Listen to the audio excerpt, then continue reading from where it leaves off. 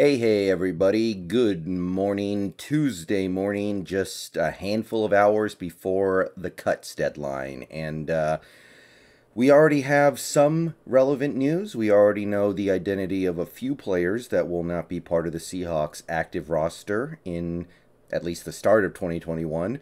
So let's go ahead and fill in some blanks since there's nothing better to do right now. So first, we got to take care of the Sidney Jones trade. Obviously, he fits in somewhere. I don't think we traded a non-conditional 6th round pick for a guy we're just planning on cutting 24 hours later. So, Sidney Jones, where does he fit in? Where does it make sense? And who is he pushing out? Obviously, he's a cornerback.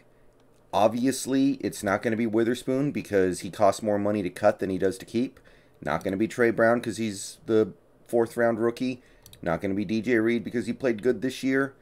So it's two guys. And I think you can make a really compelling argument for both of these guys to hit the bricks.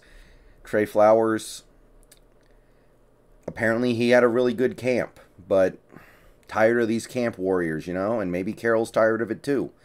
Maybe he's remembering all the lowlights that Trey Flowers put on the tape reel last year and deciding, hey, time to move on from Trey. Or maybe he's looking at Demarius Randall, a veteran who seems to have a very limited amount left in the tank, and is deciding, you know what, I'd rather go with the younger and more talented, higher upside player in Sidney Jones. So, to me, the cut is one of these two guys. I kind of feel like flipping a coin, but I'm not going to do that. I'm going to say Trey Flowers gets the boot. So, Sidney Jones gets put here, and we're going to go ahead and solidify his roster spot for now because we traded for him. And Demarius Randall gets to hang out as the 5th corner, veteran presence, blah, blah, blah, versatility, etc., etc. And don't be surprised if Trey Flowers finds its way onto the practice squad at the expense of Heslop or Reed, because I don't think Flowers is going to be coveted by anybody, but that's going to be my guess. So Sidney Jones takes the place of Trey Flowers. Trey Flowers is gone with the potential to be a practice squatter. All right, so that's the first order of business. So let's take a look at the latest news regarding the Seahawks, because we had a few cuts today.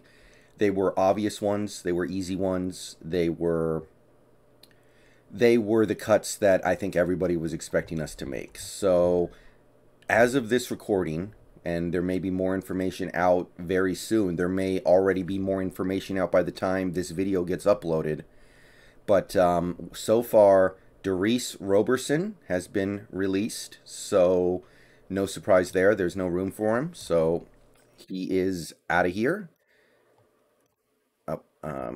Reset. We also have Ian Bunting, who just got added to the roster last week, has been waived as well, so no surprises there. He is out of here. And finally, the other tight end who I didn't expect to make the team is Cam Sutton, and he is also out per Brady Henderson. So that trims us down significantly, but there's still a lot of work to be done. Now, the three guys I just listed, Sutton especially, but Ian Bunting and Darius Roberson as well, they may get on the practice squad. If some of the guys who we're going to cut today don't make it to the practice squad, if somebody else picks them up, which is very possible for at least some of these guys, then look for us to maybe bring back Cam Sutton as our practice squad tight end. Also, if Colby Parkinson starts the season on IR, which is possible, we don't know how bad it is right now, we don't know how close he is, then Tyler Mabry becomes the 3rd tight end, in which case Cam Sutton would become the practice squad tight end. So that's in the cards as well. All three of those guys have a chance. It really just depends on how things break out with the guys that we really want to put on our practice squad, because I believe that these are the guys we really covet. So time will tell on that one, but as of right now, this would be my best guess with the information we have right now. Again, these cuts are happening very quickly. At the time of my recording, those 3 that I just went over are the only ones we know, but by the time you're watching this, we may know of a bunch more. I am sticking to my guns for the most part.